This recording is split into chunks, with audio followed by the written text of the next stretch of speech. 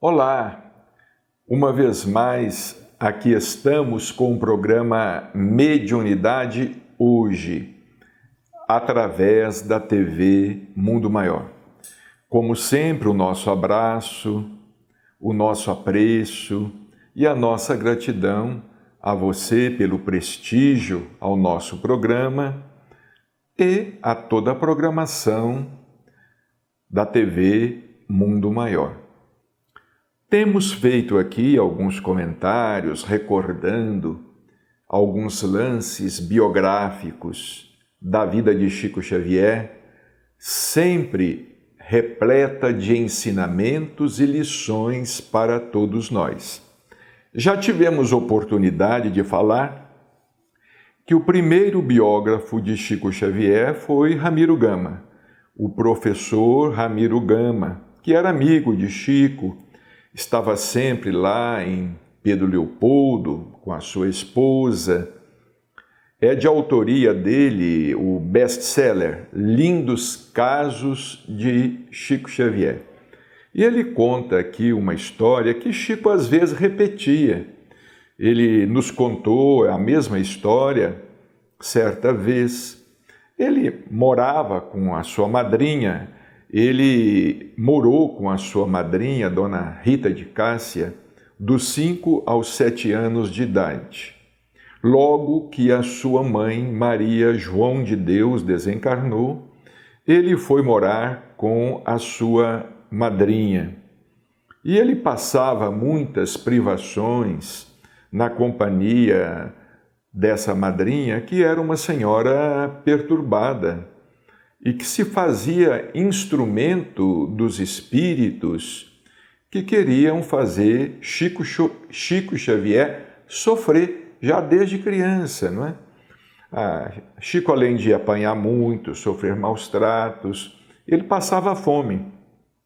Ele chegava a passar fome, não ter o que comer, porque era uma senhora demente, dementada, não é?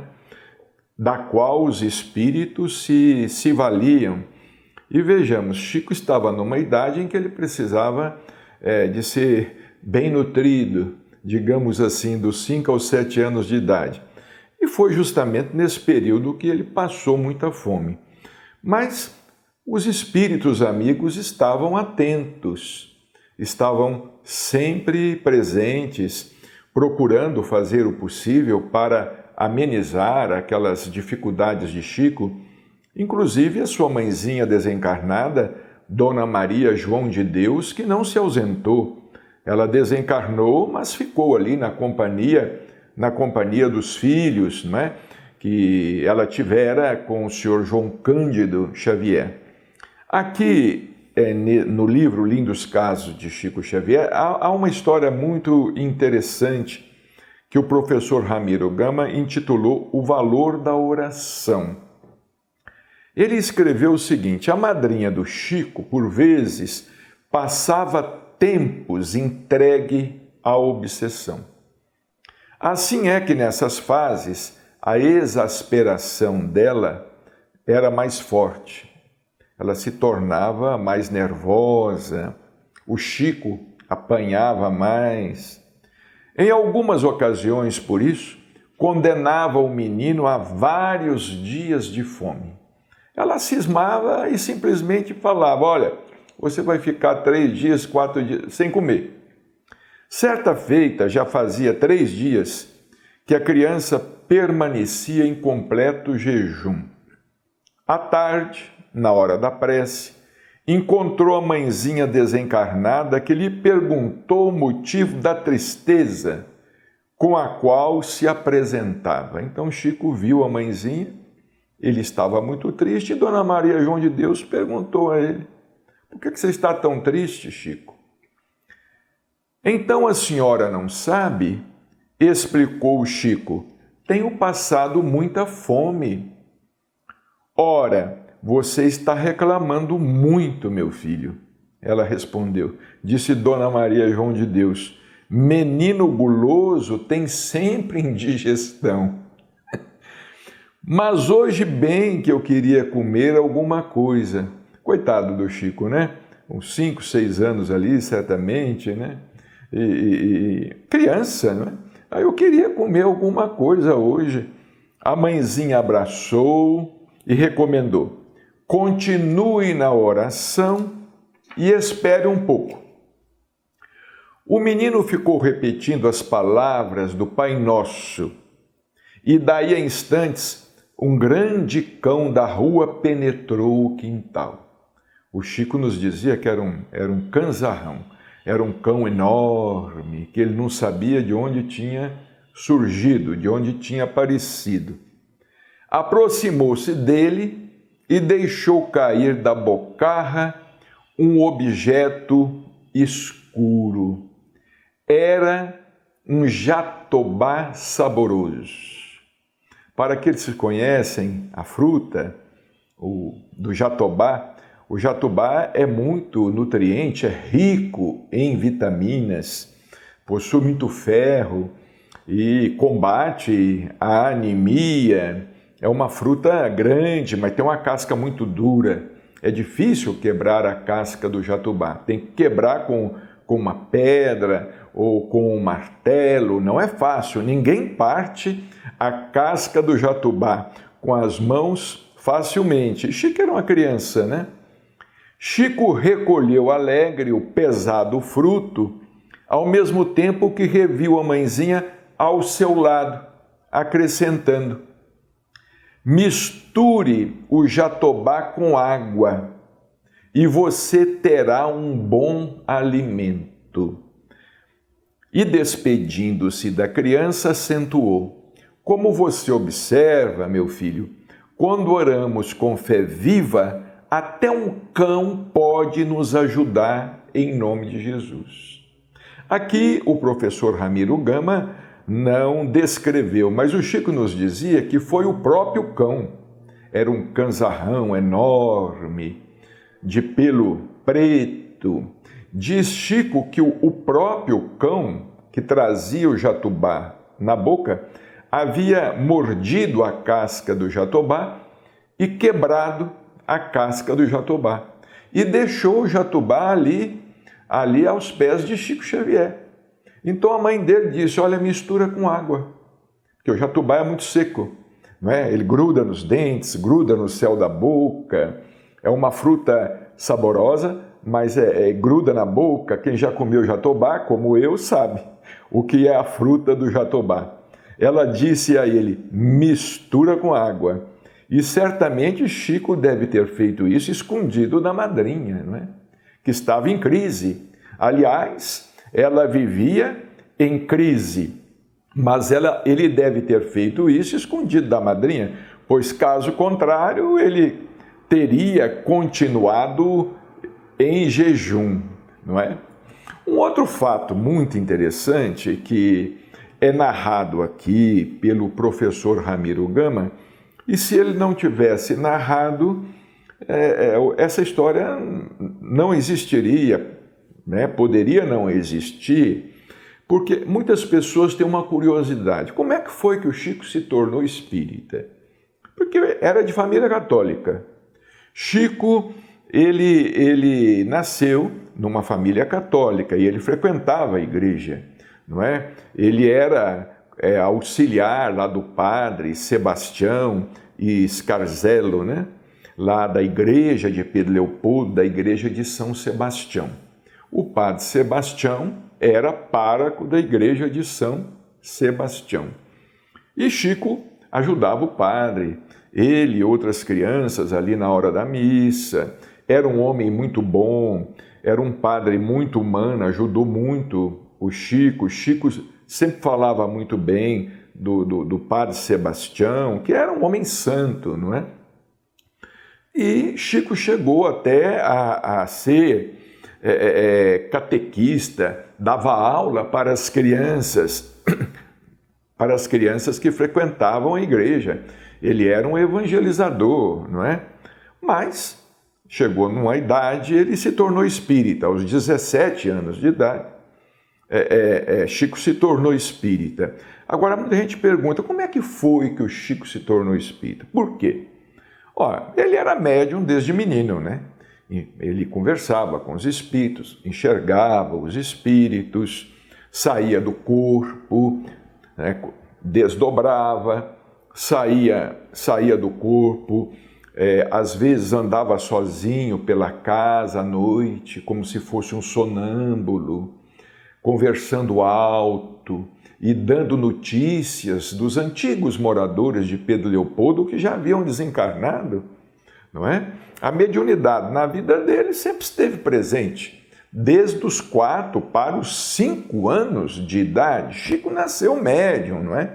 Predestinado à missão que lhe foi confiada pelo próprio Cristo. Agora é interessante como é que aconteceu a sua conversão. E é narrado aqui a primeira sessão da qual Chico participou, não é? Da primeira sessão espírita da qual ele participou. E não a primeira sessão na qual ele se fez médium depois, alguns meses depois. Mas qual foi a primeira sessão? Olha, de princípios de 1920 a 1927, quer dizer, entre os 10 e os 17 anos, Chico não mais conseguiu avistar-se pessoalmente com o espírito de Dona Maria João de Deus. Quer dizer, ele não via mais o espírito da mãe. Dos 10, até os 10 ele viu, mas dos 10 aos 17, ele não conseguiu mais se avistar com o espírito da mãe. Integrado na comunidade católica, obedecia às obrigações que lhe eram indicadas pela igreja. Confessava-se, comungava, comparecia pontualmente à missa e também acompanhava as procissões. Ele era um católico assíduo, fervoroso, auxiliar do padre. Terminara o curso primário no Grupo Escolar São José, de Pedro Leopoldo, em 1923. Então vejamos, Chico concluiu o quarto ano primário, ele estava com 13 anos, quando ele pôde concluir o quarto ano primário. Foi até aí só que ele foi.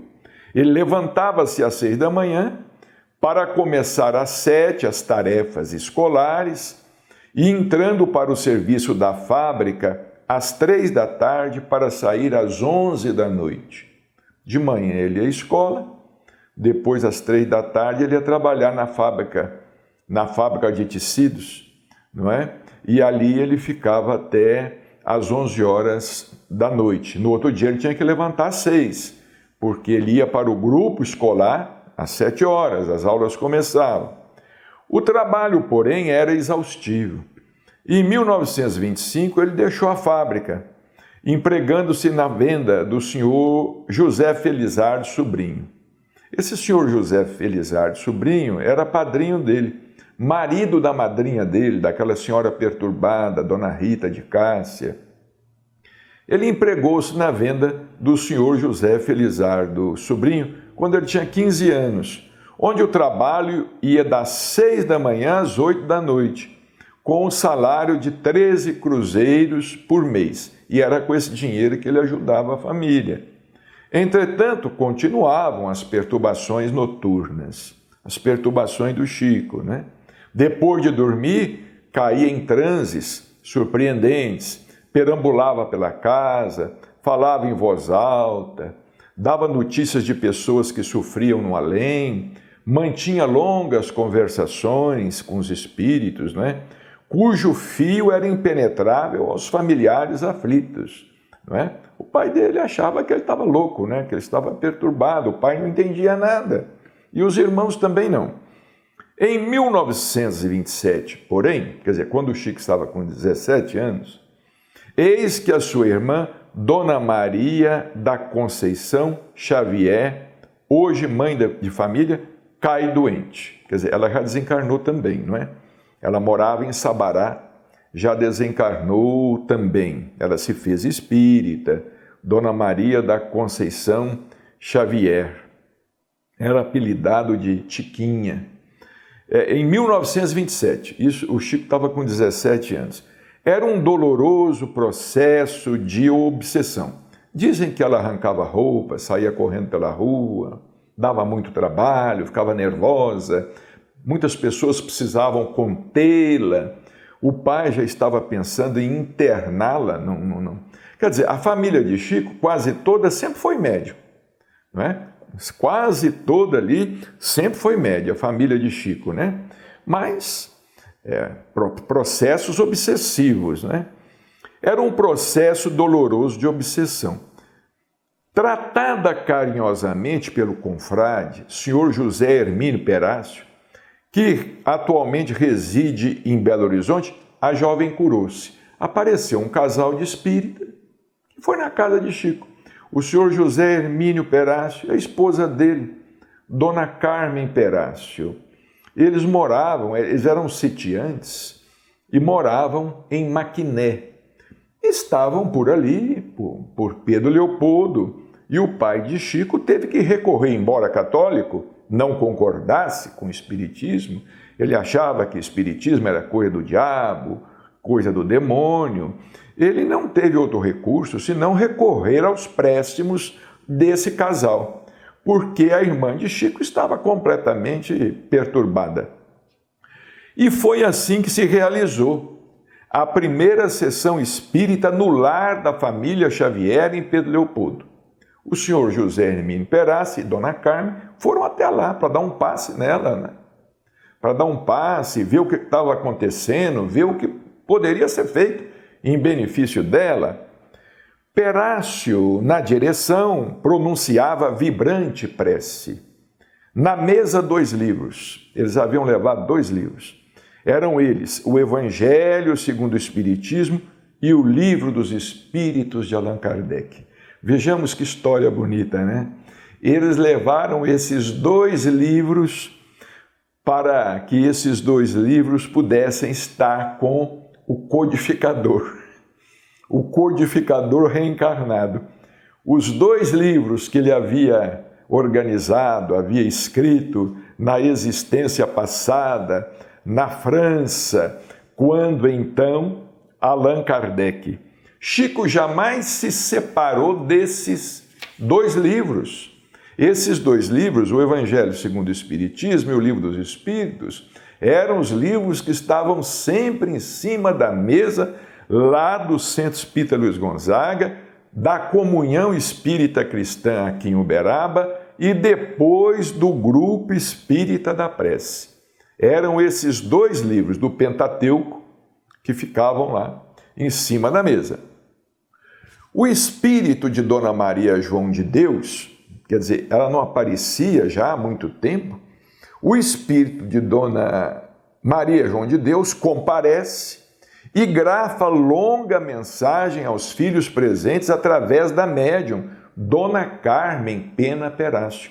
Dona Carmen Perácio era uma médium extraordinária, clareaudiente, clarividente, médium de psicofonia, médium de psicografia, uma mulher de pouco estudo. Mas Dona Maria João de Deus, naquele momento, escreveu uma mensagem. Imaginemos os olhos do senhor João Cândido Xavier, né? O pai de Chico, que certamente estava presente e duvidava daquilo tudo, né? Então, ela recebeu a mensagem de Dona Maria João de Deus. E Chico estava ali participando. Ele estava ali participando daquele culto do Evangelho, daquela sessão que havia sido organizada ali em sua casa. Reporta-se a cada filho de maneira particular. E ao Chico também. E dirigindo-se ao Chico, comove-o, escrevendo: Chico, meu filho, eis que nos achamos mais juntos novamente. Porque ela havia dos 10 aos 17 anos, Chico não havia tido contato com ela. Mas naquele momento ela escreve. E falou com Chico: olha, Chico, estamos juntos novamente. Os livros à nossa frente são 2 tesouros de luz. É o Evangelho segundo o Espiritismo e o Livro dos Espíritos. Estude-os, cumpra os seus deveres, e em breve a bondade divina nos permitirá mostrar a você os seus novos caminhos. E assim realmente aconteceu. Então vejamos que lance biográfico bonito, comovente, não é? Emocionante, registrado aqui pelo professor Ramiro Gama, não é?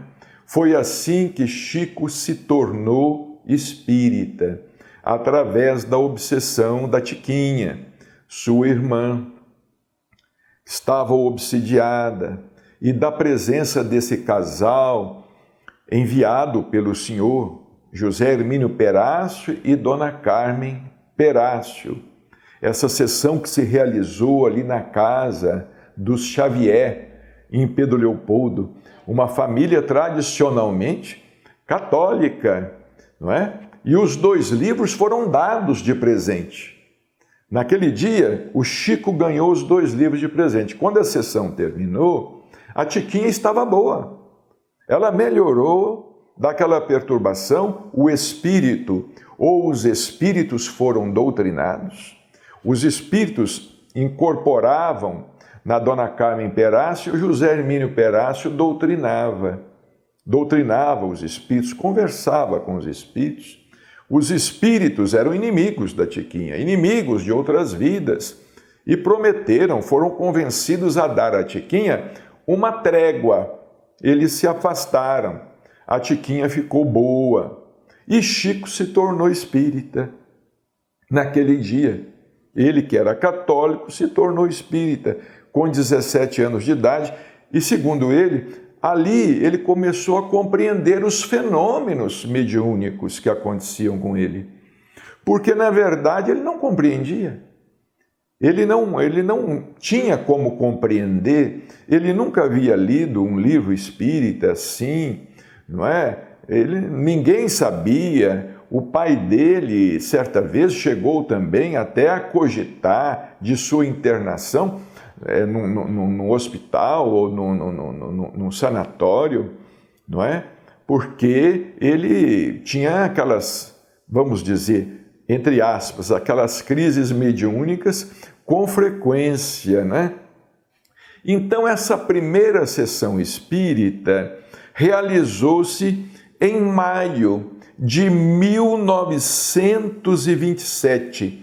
E vejamos como o Chico, ele não perdeu tempo, não é?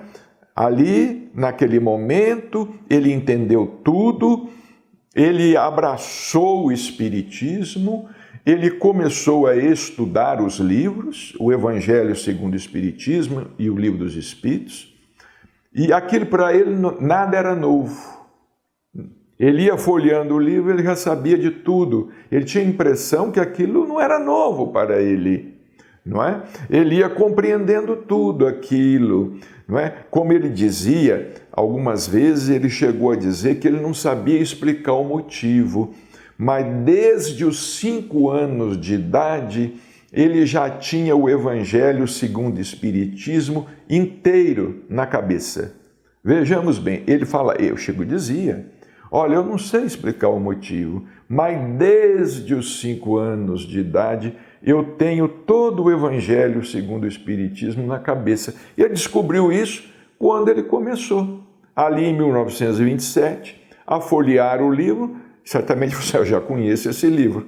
É claro, ele só poderia conhecer mesmo, porque ele havia sido o autor da obra na França, não é? Então isso tudo é muito interessante. Um abraço, muita paz e até o próximo encontro.